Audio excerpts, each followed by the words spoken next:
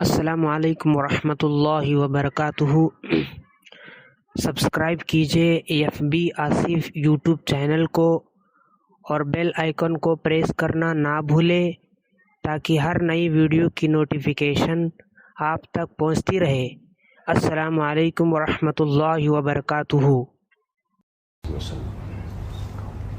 میرے محترم دوستوں، بزرگوں، عزیز ساتھیوں اور محترم خواتین، اللہ رب العزت نے یہ دین ہمیں عطا فرمایا ہے، اس امت کو اور انسانیت کو عطا فرمایا ہے تاکہ پوری کی پوری انسانیت، قیامت تک آنے والے مرد اور عورتیں اور امت کے سارے طبقات، امیر ہوں، غریب ہوں، کاشتکار ہوں، ملازم ہوں اور پڑھے لکھے ہوں، بے پڑھے ہوں، ہر ایک کی کامیابی کے لیے اللہ رب العزت نے یہ دین عطا فرمایا۔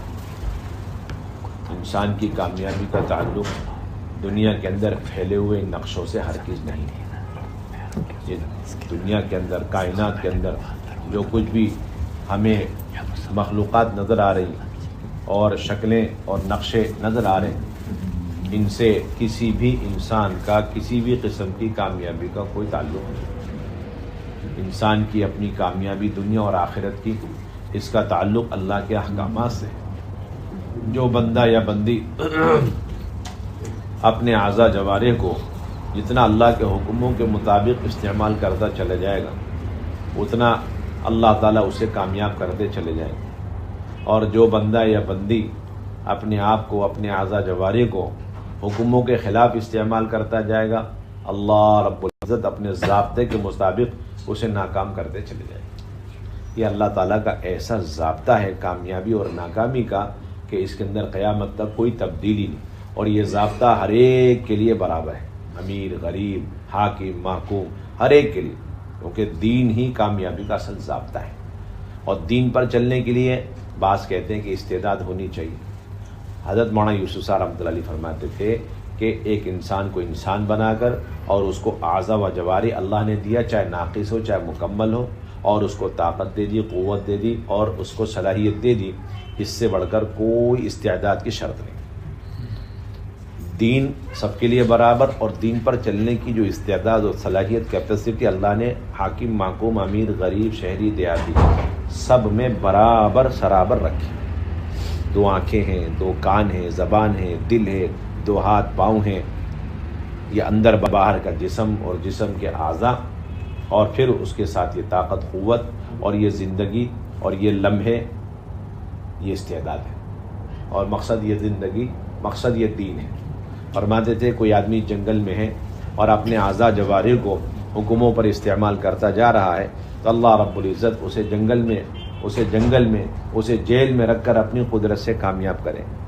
دوسرا آدمی ہے، وہ حاکم ہے، حکومت میں ہے، وزارت میں ہے اور دنیا کے نقشوں میں ہے، لیکن اپنے آپ کو، اپنے اعضاء کو حکموں کے خلاف استعمال کر رہا ہے، تو اللہ رب العزت اپنی قدرت سے اسے ناکام کر کے دکھلائے گا۔ یہ اللہ کا ایسا ضابطہ اٹل ہے، اس میں قیامت تک کوئی تبدیلی نہیں ہو سکتی۔ یہ دنیا والوں کو ہر زمانے میں، ہر دور میں دھوکہ لگ جاتا ہے کہ نہیں، کامیابی کے لیے اور خصوصاً دنیا کے اندر کامیابی، دنیا کے اندر عزتیں حاصل کرنے کے لیے تھوڑا دنیا بھی ہونی چاہیے، نہیں تھوڑا نہیں، رائی کے دانے کے برابر بھی نہ ہو، ذرے کے برابر بھی دنیا نہ ہو، نہ پڑھائیاں ہوں، نہ ڈگریاں ہوں اور نہ ظاہری نقشے ہوں، لیکن دین ہے، اللہ اپنی قدرت سے کامیاب کرے۔ اور پہاڑوں برابر دنیا ہے، اور دنیا کے برابر دنیا ہے، مردوں کے پاس، عورتوں کے پاس، مردوں کے پاس اور عورتوں کے پاس، لیکن اللہ کے احکامات نہیں ہیں تو پھر ناکامی طے ہے۔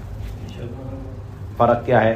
مولانا الیاس صاحب، مولانا یوسف صاحب فرمایا کرتے تھے کہ ایک مال والا راستہ ہے، ایک راستہ مال والا راستہ ہے اور ایک راستہ اعمال والا راستہ ہے۔ دونوں میں فرق کیا ہے؟ فرق اتنا ہے کہ مال والا راستہ جو ہے انتہائی ناقص اور انتہائی نکما راستہ ہے، گھٹیا راستہ ہے۔ کون سا راستہ ہے؟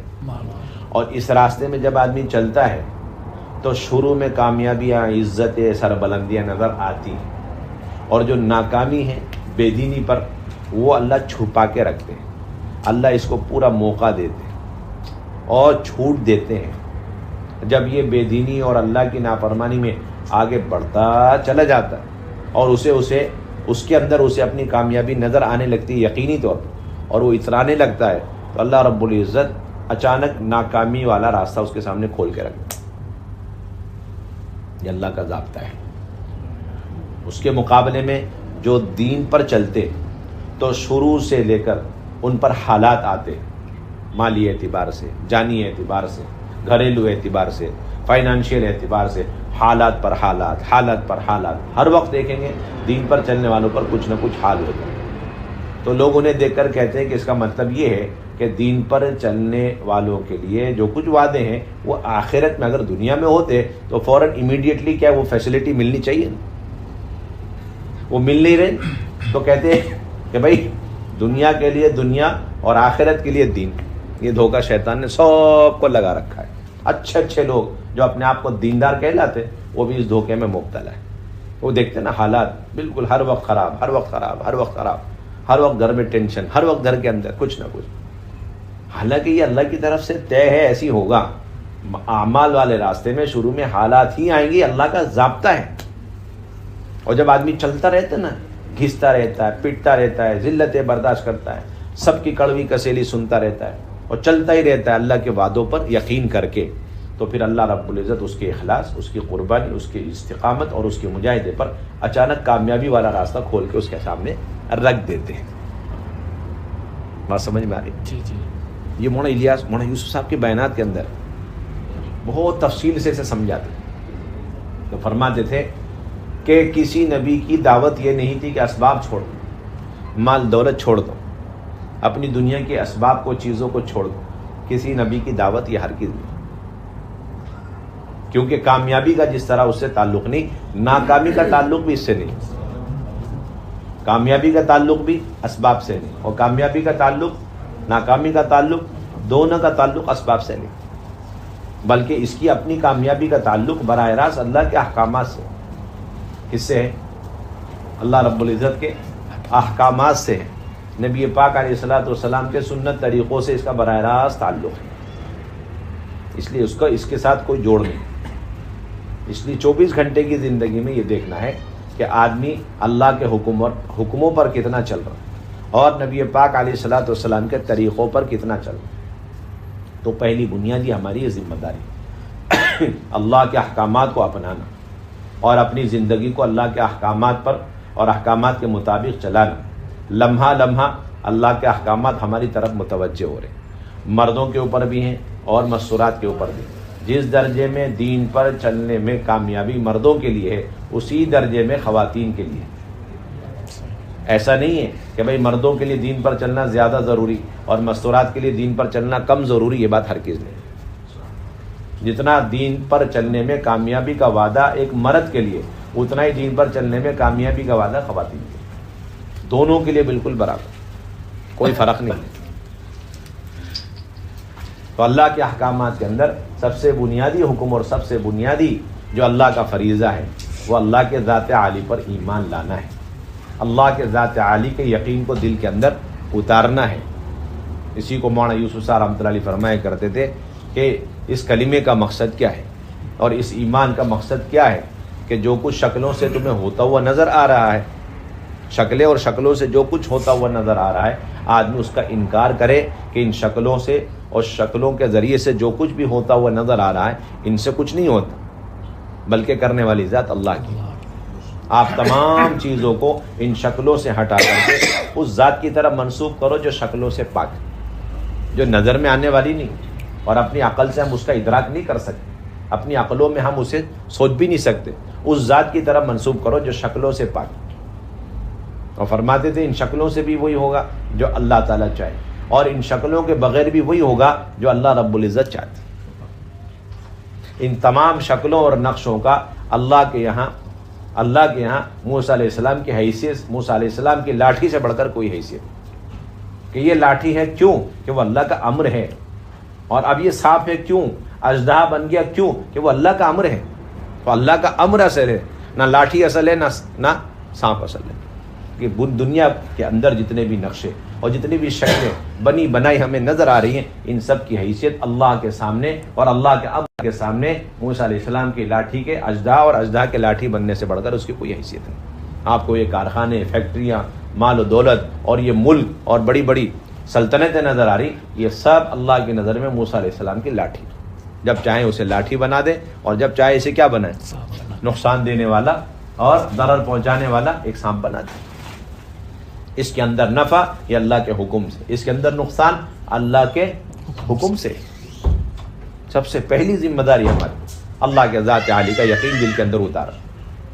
ان کائنات کو اللہ تعالیٰ نے استفادے کے لیے نہیں بنایا، بلکہ استفادے کے لیے صرف اللہ کی قدرت ہے اور اللہ کے خزانے، اور اللہ کی قدرت اور اللہ کے خزانے سے استفادے کے لیے پہلی اور بنیادی شرط یہ ہے کہ کائنات کا یقین دل کے اندر سے نکالے۔ جتنا ایک انسان کائنات کے یقین کو دل کے اندر سے نکالے گا، اسباب کے یقین کو دل کے اندر سے نکالے گا، اتنا ہی اللہ کی قدرت اور خزانے سے استفادے کے راستے اللہ کھولتے چلے جائیں، چاہے وہ چیزیں نظر میں آنے والی ہوں چاہے نظر میں نہ آنے والی ہو۔ اللہ کا جتنا بھی غیر ہے وہ لا الہ الا اللہ کے تحت وہ ہماری نفی میں آنا چاہیے۔ اگر آپ یہ نفی کر رہے ہیں کہ یہ ذرہ ہے، اس سے کچھ نہیں ہوتا، تو ویسے ہی آپ کو نفی کرنی پڑے گی پہاڑ کی کہ پہاڑ سے بھی کچھ نہیں ہوتا۔ اگر آپ چیونٹی کی نفی کر رہے ہیں کہ اس سے نفع نقصان کچھ نہیں ہے، تو اسی طرح آپ کی جبرائیل کی بھی نفی کرنی پڑے گی کہ جبرائیل بھی نفع نقصان پہنچانے میں اللہ کے حکم کے محتاج ہے۔ اگر آپ یہ کہہ رہے ہیں کہ اللہ کے مقابلے میں ذرہ چھوٹا ہے، اس کی کوئی حیثیت نہیں، تو آپ کو اسی طرح کہنا پڑے گا کہ اللہ کے مقابلے میں ان تمام پہاڑوں اور کائنات کی کوئی حیثیت نہیں، وہ بھی ویسے ہی چھوٹے۔ اگر آپ نے اللہ کے مقابلے میں ان کی بڑائی اور چھوٹائی میں فرق کر دیا تو آپ کے ایمان میں فرق کہ اللہ کے مقابلے میں دونوں برابر۔ مولانا الیاس یوسر اندر فرمایا کرتے تھے، آپ چھوٹی بڑی چیزوں کو ملاتے چلا، ذرے کو رکھو، پہاڑ کو رکھو، کہو یہ چھوٹا یہ بڑا، اور پھر دونوں کو ایک طرف رکھ کے اللہ کی ذات عالی اور اس کی بڑائی ایک طرف، یہ سب اللہ کی بڑائی کے مقابلے میں بے حیثیت۔ یہ مستقل مشق کرنے کی چیز ہے۔ کس کی چیز ہے یہ مشق کرنے کی چیز۔ ہم 24 گھنٹے اللہ کی بڑائی کو بولیں، سنیں، سمجھیں، اور اس کے مقابلے میں بلکہ ایک مثال دیا کرتے تھے مولانا یوسف رحمۃ اللہ علیہ کہ دنیا کے اندر جو چھوٹے چھوٹے بندے ہیں نا، ان کی ہم ذرا سی کیا بڑائی بول دیتے ہیں تو وہ ہمیں نوازنے لگتے ہیں۔ تو بتاؤ جو سب سے بڑا ہے اور اس سے اوپر کوئی بڑا نہیں، اور وہیں سے سب کو بڑائی تقسیم کی جاتی ہے، اگر اس کی بڑائی بولنے پر یہ مسلمان آ جائے تو اللہ کتنا نوازے گا۔ ذرا سوچیں نا تنہائی میں بیٹھ کر، یہ چھوٹے چھوٹے دنیا کے لوگ، معمولی در آرٹیفیشیل لوگ ہیں کیا، ان کو بڑائی اللہ کی ذات سے ملی، اللہ کے خزانے سے ملی ہے، اپنی قدرت سے اللہ نے ان کو تھوڑی بڑائی ان کے اندر ڈال دی ہے، اس لیے بڑے نظر آ رہے ہیں۔ حقیقت میں یہ بڑے نہیں اللہ کے مقابلے، لیکن ان کے آپ جھوٹ موٹ میں بڑائی تھوڑی سی بیان کر دیں، تھوڑی سی تعریف بیان کر دیتے، پھولے نہیں سماتے اور نوازنے لگتے ہیں۔ تو جو ذات عالی ایسی بڑی ہے کہ اسی سے ساری بڑائی دنیا کو تقسیم ہو رہی ہے، اور اس سے بڑا کوئی ہے ہی نہیں، کوئی سوچ بھی نہیں سکتا۔ اگر اس کی بڑائی بولنے پر یہ مسلمان آ جائے تو جی آپ سوچو ذرا سا، یہ مستقل محنت ہے۔ یہ ہماری پہلی ذمہ داری، 24 گھنٹے کی زندگی میں اللہ کی بڑائی کو بولنا، اللہ کی بڑائی کو سوچنا، اللہ کی بڑائی کو سننا، یہ مستقل مطلوب ہے۔ اللہ کی قدرت کو بولنا مستقل مطلوب ہے۔ ایک سائنسدان تو یہ کہہ سکتا ہے کہ بھائی یہ چیزیں تو بنی ہیں ٹھیک ہے قدرت کے کارخانے سے، لیکن پھر اس کے بعد نفع نقصان دینے میں یہ خود مختار ہے۔ لیکن ایک مسلمان یہ کہے گا کہ یہ ساری مخلوقات اللہ کی قدرت سے بنی ہیں اور بن کر کے اللہ کی قدرت کے تابع ہیں، بنی اللہ کی قدرت سے اور بن کر کے جی کس کے تابع ہیں؟ اللہ کی قدرت کے تابع ہیں۔ نفع پہنچانے میں، نقصان پہنچانے میں، عزت ذلت دینے میں، یہ اللہ کی قدرت کے تابع ہیں۔ آزادی نہیں ہے اس میں کہ جس کو چاہے نفع اپنی ذات سے پہنچا دے، جس کو مثال دیتے ہیں کہ ایک پانی کا قطرہ اپنے وجود میں آنے میں بھی اللہ کی مشیت اور امر اور قدرت کے محتاج، اور پھر آنے کے بعد باقی رہنے میں بھی محتاج ہے، اور کسی کو نفع پہنچانے میں، اور پھر کسی کو زندگی دینے میں، کسی کے موت اور حیات کا ذریعہ بننے میں، یہ سب کچھ اللہ کے حکم اور قدرت اور امر کے محتاج ہے۔ یہی پانی ہے، اللہ جب چاہیں گے اور جب تک چاہیں گے کسی ایک حیوان اور جانور کی حیات اور زندگی کا وہ ذریعہ بنے گا، جب اللہ چاہیں گے یہی پانی ایک قوم کی قوم، بستی کی بستی کی ہلاکت ہونے کا ذریعہ بن جائے، اس کے علاوہ کوئی حیثیت نہیں۔ فرماتے تھے اللہ کی مشیت اور اللہ کی قدرت ان ساری مخلوقات کے اندر ایسے گھسی ہوئی ہے، ایسے سرایت کیے ہوئے، جس طریقے سے انسان کے باڈی میں رواں روے ہر جگہ ہر حصے میں روح سرایت کی ہوئی، یہ تو ہو سکتا ہے کہ انسان کا کوئی حصہ جو ہے ایسا ہو کہ اس میں روح سرایت کیے ہوئے نہ ہو، لیکن یہ بالکل ناممکن میں سے ہے کہ کوئی دنیا میں کوئی مخلوق ہو اور وہ اللہ کی مشیت اور ارادے اور قدرت سے باہر ہو، ایسا نہیں ہو سکتا۔ ایک درخت کی کوئی شاخ کی کوئی ایک شاخ کا کوئی پتا کسی جنگل میں وہ ہل رہا ہے، اس کا مطلب اللہ کا حکم ہو گیا اس لیے وہ ہل رہا ہے۔ وہ گر رہا ہے تو اللہ کے حکم کی وجہ سے، وہ اللہ کے علم میں بھی ہے۔ اللہ اتنے علیم ہے اور اتنے قادر ہیں، اور اللہ مولانا یوسف فرمایا کرتے تھے کہ یہ قرآن پاک کیا چیز ہے؟ یہ اللہ کی چاہتوں کے ضابطے ہیں، یہ اللہ کی چاہتوں کے ضابطے ہیں۔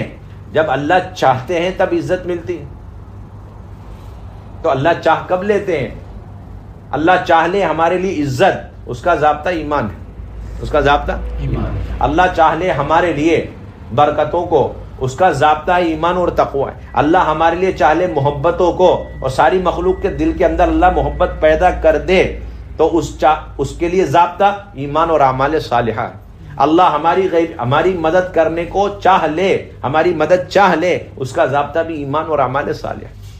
اللہ ہمارے لیے سر بلندی چاہ لے، اس کا بھی ضابطہ ایمان ہے۔ تو چاہتوں کے ضابطے قرآن مجید، نبی کی چاہت کی کوئی حیثیت نہیں اللہ کے چاہت کے مقابلے۔ اس لیے ایک یہودی نے آ کر کہا، جیسا اللہ کے نبی سے آ کر ایک یہودی نے کہا جیسا اللہ اور آپ چاہیں، تو اللہ کے نبی ناراض ہو گئے، فرمائے کہ یہ تو شرک کر دیا اللہ کی صفات میں۔ اللہ جس طرح اپنی ذات میں تنے تنہا ہے، اپنی صفات اور مشیت اور ارادے کے اندر بھی تنے تنہا، اس میں میری مشیت کو کیوں دخل دے رہے ہو؟ یہ بھی شرک۔ پھر کیسے کہنا؟ تو اللہ کے نبی نے سکھلایا، یوں بولو جیسے اللہ اکیلے تنے تنہا چاہ لے، یہ کہو۔ کیا کرو؟ جی اللہ نے چاہ لیا ہدایت ملنی ہے وحشی کو، تو ہدایت مل گئی۔ اللہ کے نبی نہیں چاہ رہے تھے انہیں ہدایت مل جائے، بلکہ جب مجلس میں آ کے بیٹھے تو کہنے لگے اللہ کے نبی صلی اللہ علیہ وسلم، جب وہ کلمہ پڑھ کے اٹھ کے چلے گئے، ارے تم میں کوئی بھلا انسان نہیں تھا جو اس کو قتل کر دیتا؟ اچھا، اللہ کے نبی ایسی بات تھی، اب ذرا سا اشارہ کر دیتے۔ کہا کہ نہیں، اللہ کے نبی کے لیے جائز نہیں ہے کہ وہ اشارے سے کام لے، وہ بھی خیانت۔ اور ادھر اپنے چچا کے لیے پوری طاقت لگا دی، نبوت کی ساری طاقت لگائی کہ کسی طرح وہ چپکے سے ایک مرتبہ کان کے اندر لا الہ الا اللہ پڑھ لے تاکہ کل قیامت میں گواہی دے دے، لیکن انہیں ہدایت نہیں ملی۔ کیوں؟ کہ ادھر اللہ کی چاہت نہیں اور نبی کی چاہت تھی، اور ادھر اللہ کی چاہت تھی ہدایت پر اور نبی کی چاہت نہیں تھی۔ بات سمجھتے ہیں؟ یہ مولانا یوسف رحمۃ اللہ علیہ مثالیں دیا کرو، ہر چیز کی نفی کرو اور اس کی مشق کرو۔ اس لیے بہت بنیادی ذمہ داری، سب سے پہلے ایمان کو سیکھنا ہے، اپنا اللہ سے تعلق کو بنانا ہے، اور چیزوں کا اور اسباب کا یقین دل کے اندر سے نکالنا ہے۔ جو کچھ بھی جہاں سے ہوتا ہوا نظر آ رہا ہے فوراً آدمی اس کو جھٹلا ہے۔ بہت عجیب بات فرمایا کرتے تھے مولانا یوسف رحمۃ اللہ علیہ کہ ابراہیم علیہ السلام کی سب سے بڑی جو آزمائش تھی نا ان کی پوری زندگی اور لائف میں، وہ وقت تھا جب ان کو اچھال دیا گیا تھا ہوا میں اور آگ میں گرنے کے لیے۔ نیچے آگ ہے اور ذرا سی بھی دیری نہیں ہے نیچے گرنے۔ ایسے موقع پر جبرائیل امین آ گئے۔ انہوں نے یہ نہیں کہا کہ چلو اللہ کی مدد آ گئی، میں نے اللہ پہ بھروسہ کیا، اللہ پہ توکل کیا تو اللہ کی مدد آ گئی۔ ہم جیسے کچے ایمان والے ہوتے تو بول دیتے اور فوراً جبرائیل امین کو کیا کرتے؟ اپنی مدد کے لیے بلا لیتے ہیں۔ بلکہ مولانا یوسف رحمۃ اللہ علیہ فرمایا کرتے تھے کہ جبرائیل نے خود درخواست کی، وہ بار بار جا رہے تھے اللہ کے پاس اور ابراہیم علیہ السلام، بلکہ جملہ ملتا ہے کہ وہ بیچ میں لٹک رہے تھے، ادھر بھی جا رہے۔ اللہ میں ایک چانس دے دی، میں جا کے مدد کروں؟ تو اللہ تعالیٰ نے یہ کہا کہ اگر لے لے تو دے دو، اگر لے لے وہ میرا بندہ تمہاری مدد تو دے دینا۔ صاف منع کر دیا، اما الیک کا فلا، آپ کی مدد کی کوئی ہمیں ضرورت نہیں۔ کیوں کہتے ہیں کہ سارے نبیوں کی اللہ نے مدد کسی نہ کسی ظاہری سبب پر رکھ کر کے کی ہے، کوئی نہ کوئی ظاہری سبب کو استعمال کیا، کسی نہ کسی ظاہری شکل کا استعمال کیا اور پھر رکھ کر کے اس پر مدد کی ہے۔ لیکن ایک نبی ایسے ہیں جن کو اللہ نے ظاہر کے خلاف، سبب کے بغیر، سبب کے خلاف، عقل کے خلاف جو مدد کی ہے وہ حضرت ابراہیم علیہ السلام، براہ راست۔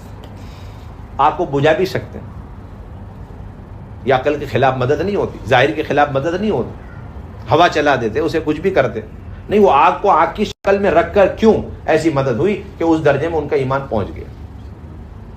انہوں نے جس طرح ظاہری شکلوں کا انکار کیا، اسی طرح نظر نہ آنے والی جو اللہ کے غیر کی شکلیں ہیں، جبریل کی شکل میں، ان کا بھی انکار کیا۔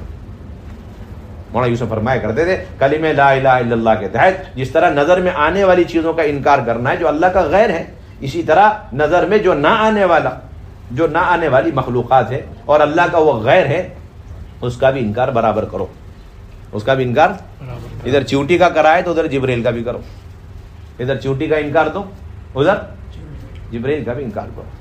یہ پہلی بنیادی ذمہ داری. یہی اللہ تعالیٰ کا مطالبہ ہے بندوں سے، اور یہی اللہ تعالیٰ کا مطالبہ ہے کس سے؟ جی بندیوں سے، دونوں سے ہی مطالبہ ہے. اگر ایک بندہ ظاہر کے خلاف چلے گا اللہ کے حکموں پر، اللہ اس کی جس طرح غیبی مدد نصرت فرمائے، اسی طرح اگر کوئی بندی ظاہر کے خلاف اللہ کے حکموں پر چلے گی اللہ تعالیٰ اس کے ساتھ بھی ظاہر کے خلاف معاملہ فرمائے. مریم علیہ السلام اللہ کی عبادت پر آ گئی ظاہر کے خلاف، تو اللہ تعالیٰ نے بے موسم کی روزی کا انتظام کر دیا. قال یا مریم ان لکی ھذا قالت هو من عند اللہ ان اللہ یرزق من یشاء بغیر حساب. اس رزق کو رزق لا یحتسبی سے تعبیر کیا جاتا ہے. یہ رزق کیا ہے؟ رزق لا یحتسبی، جہاں سے کوئی وہم و گمان بھی نہیں، ادھر سے اللہ تعالیٰ رزق کے دروازے کھولتے ہیں جب آدمی اللہ کی عبادتوں پر اور اللہ کے توکل پر آ جاتا ہے. اس لیے بہت بنیادی ذمہ داری. کوئی خاتون بڑی اونچی نسبت پر چلی جائے، اس کی کامیابی اس نسبتوں سے جڑی بھی نہیں ہے. اس کی کامیابی اس کے اللہ سے توکل اور اللہ پر بھروسے اور اللہ پر یقین اور اللہ سے تعلق کی بنیاد پر، اللہ کے احکامات پر چلنے کی بنیاد پر اس خاتون کی کامیابی ناکامی کا فیصلہ ہونا ہے. یہاں تک کہ اگر نبی کی بیوی بننے کی نسبت ایک خاتون کو اللہ کے عذاب سے بچا سکتی ہوتی تو پھر لوط علیہ السلام کی بیوی جہنم میں نہ جاتی اور نوح علیہ السلام کی بیوی عذاب میں مبتلا نہ ہوتی. صاف قرآن میں صاف اللہ نے بیان فرمایا، صاف اللہ. ضرب اللہ مثلا للذین کفروا امرأۃ نوح وامرأۃ لوط، یہ دو عورتیں ہیں. قیامت تک کفار کے لیے اگر مثال دیکھنی ہے، کافر عورتوں کی مثال دیکھنی ہے جنہوں نے دو پاکیزہ برگزیدہ نبیوں کی بیوی اور ان کی زوجیت میں رہ کر کے اللہ کی نافرمانی کر کے اور دنیا اور آخرت میں خسارہ اور دنیا اور آخرت میں ناکامی دیکھی، تو یہ دونوں بیویاں دیکھ لو آپ، تاکہ کسی کو دھوکہ نہیں رہے کہ ہم تو ان سے نسبت رکھتے ہیں، ہم ان سے نسبت رکھتے ہیں، ہمارا ان سے تعلق ہی نہیں. آپ کی یہ نسبتیں کام نہیں آئیں گی. اگر ایک نسبتیں کام آنے والی ہوتی تو ایک نبی کی بیوی ہونے کی نسبت سے بڑھ کر کوئی بڑی نسبت نہیں دنیا کے اندر. اور نبی کی طاقت نبوت والی کتنی زبردست ہوتی ہے.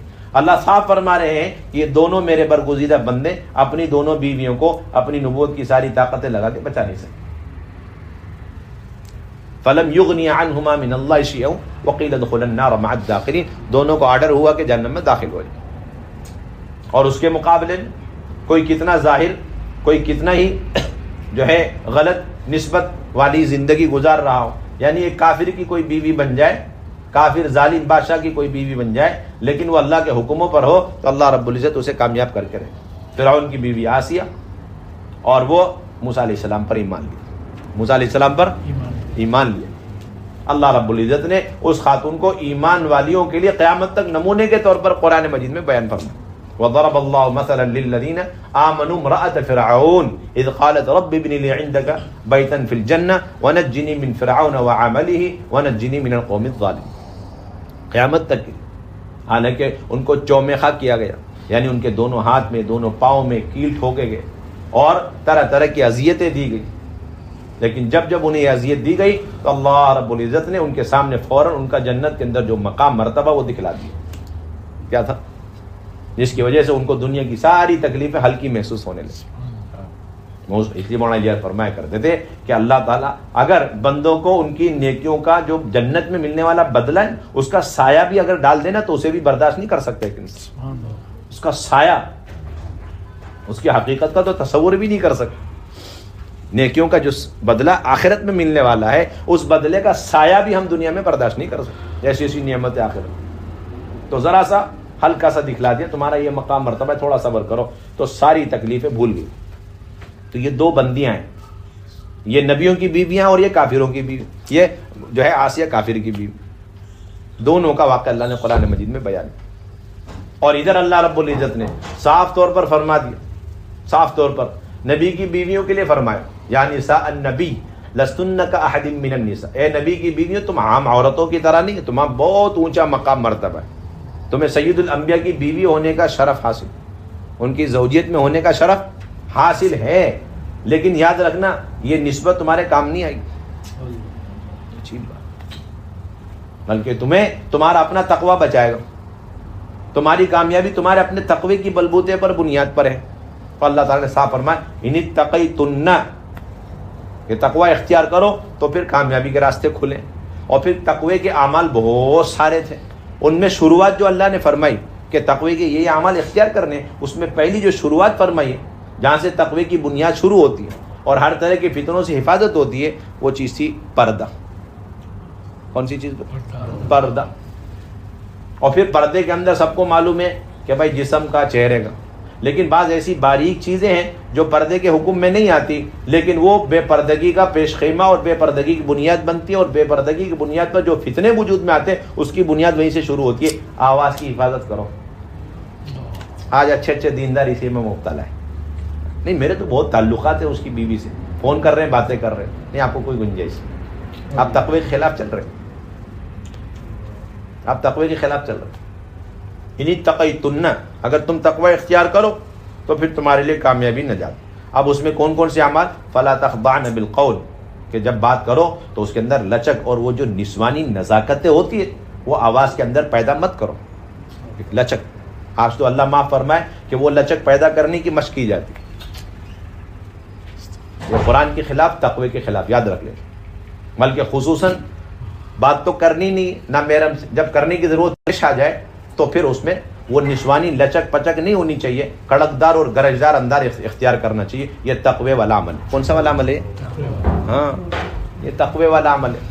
اس لیے جب یہ آیت نازل ہوئی تو صحیح روایتوں کے اندر ہے کہ ازواج مطہرات نے یہ معمول بنا لیا کہ جب وہ دینی حاجت کی بنیاد پر کسی صحابی سے بات کرتی، مثلا کوئی مسئلہ پوچھنے آئے، حدیثیں پوچھنے آئے، کیونکہ ان کے علاوہ تو اور کوئی کام نہیں تھا، وہ امہات المومنین تھے، انہیں مسئلے بیان نہیں اور حدیثیں سنا نہیں تھی. تو جب وہ آتے تھے صحابہ رضی اللہ عنہم اجمعین، تو پھر ازواج مطہرات اپنے منہ میں بات کرتے وقت، مسئلے بتاتے وقت وہ اپنے منہ پہ ہاتھ رکھ لیا کرتی تھی تاکہ آواز میں بداپن پیدا ہو،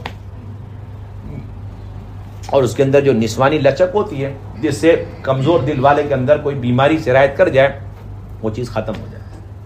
فلا تخضعن بالقول فیطمع الذی فی قلبہ مرض وقلن قولا معروفا. پہلی بنیادی شرط تقوی کی. اس سے معلوم یہ ہوا کوئی آدمی کامل متقی نہیں بن سکتا جب تک کسی نامحرم کی آواز سے اپنی کانوں کی حفاظت نہ کرے. جس طرح کوئی خاتون متقی نہیں بن سکتی جب تک کہ وہ اپنی آواز کو کسی نامحرم تک پہنچنے سے بچا نہ لے.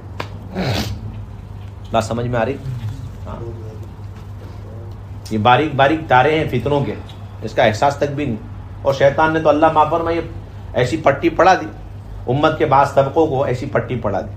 وہ کہتے ہیں کہ بھئی ہمیں تو پردہ وردہ چہرے کا تو کہیں نظر نہیں آتا قرآن مجید میں.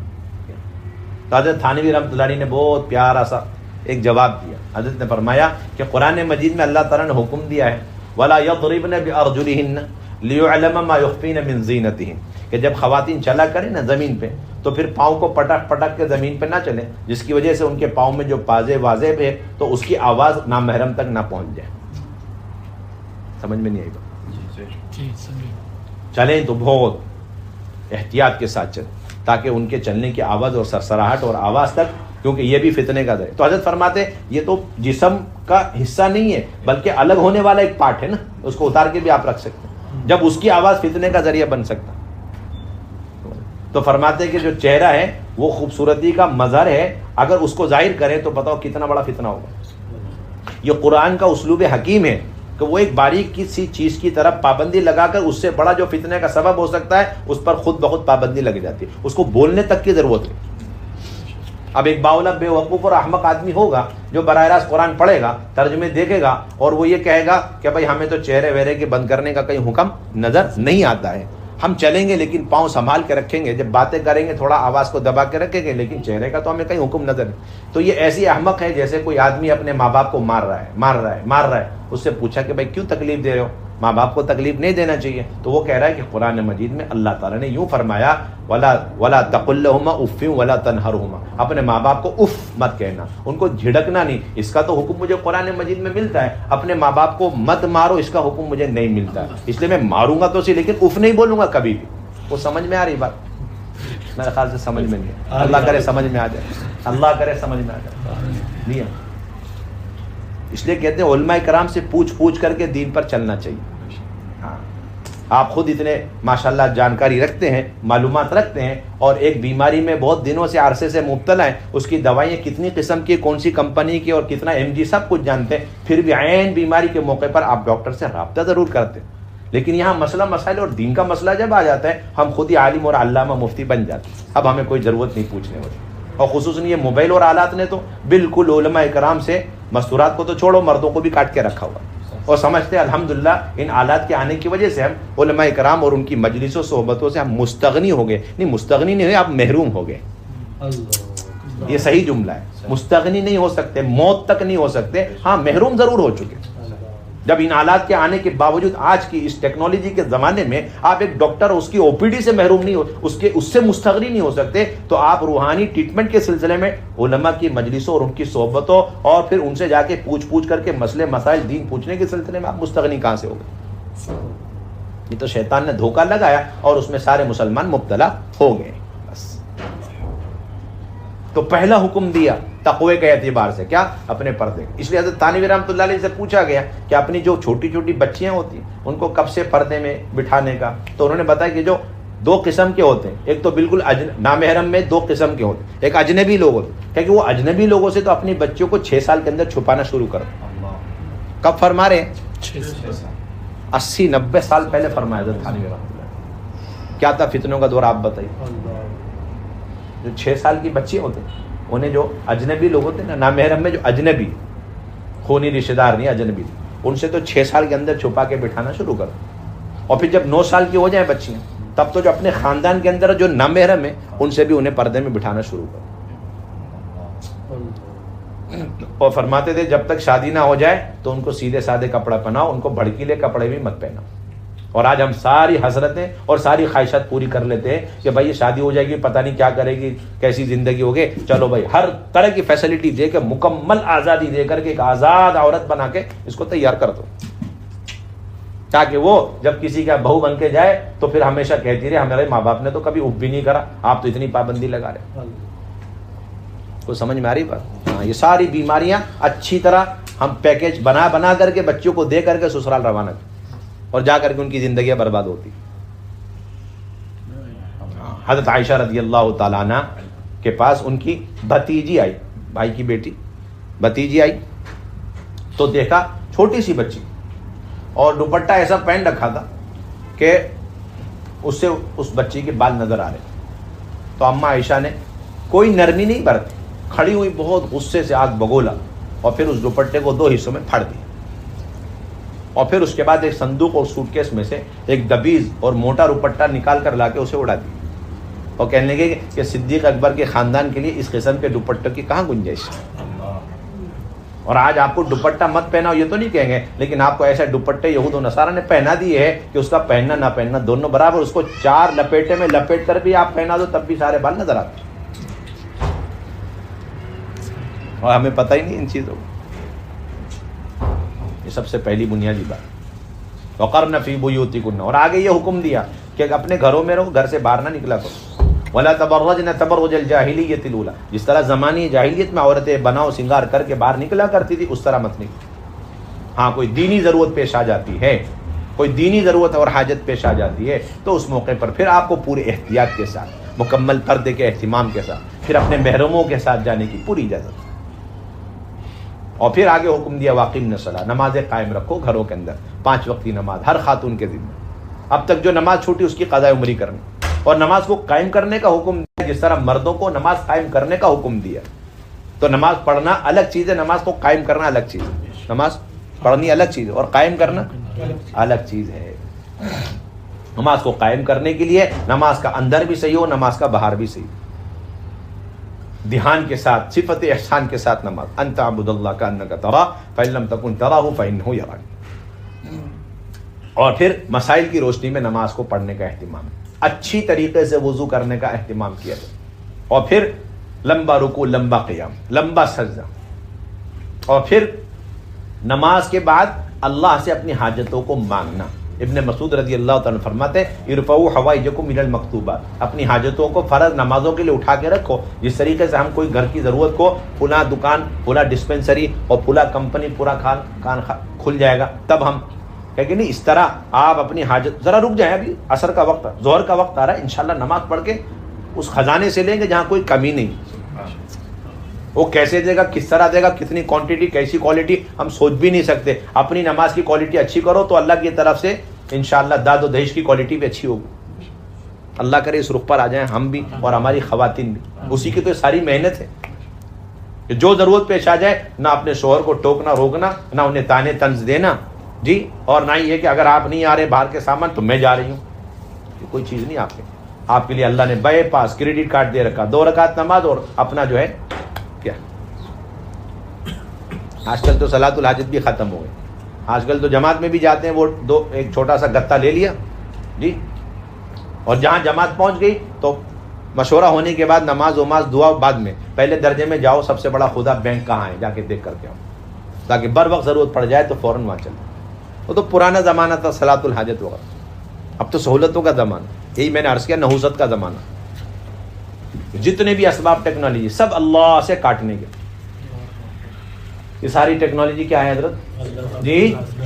اللہ سے کاٹنے کے اسباب، اور کچھ اس کے علاوہ کوئی حیثیت نہیں. اس لیے ہمیں دعائیں سکھائی گئی.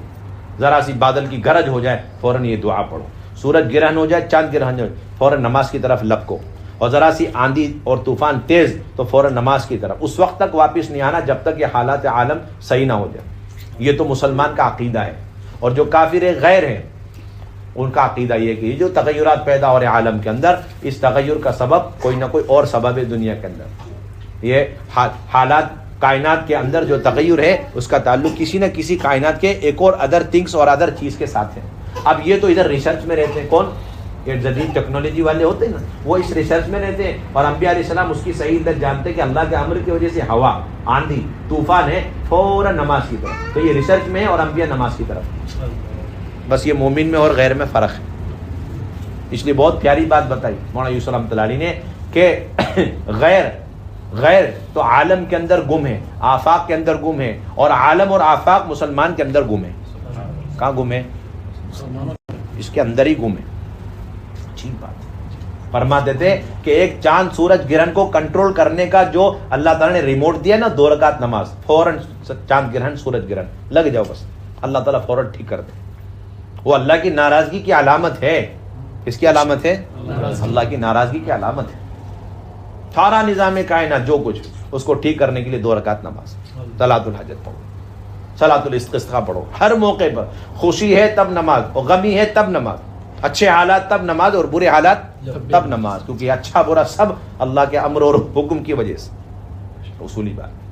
تو اس لیے نمازوں کا اہتمام کا اللہ نے حکم دیا، قائم رکھو نماز. سنتوں کا بھی اہتمام کرو، آگے پیچھے کی سنتیں، اوابین ہے، اشراق ہے، چاشت ہے، تہجد کی نماز، صلاۃ التسبیح ہے. جو حاجت پیش آ جائے اللہ سے مانگو، اور اب تک جو نماز چھوٹی ہے اس کی قضا عمری کرو. اور اللہ کی عبادتوں میں اہم ترین عبادت جس کے ذریعے سے بے شمار بیماریوں سے ایک عورت اور ایک مرد نکل جاتے ہیں، وہ کیا ہے کہ اللہ کی طرف سے دی ہوا جو مال ہے اس کی زکوٰۃ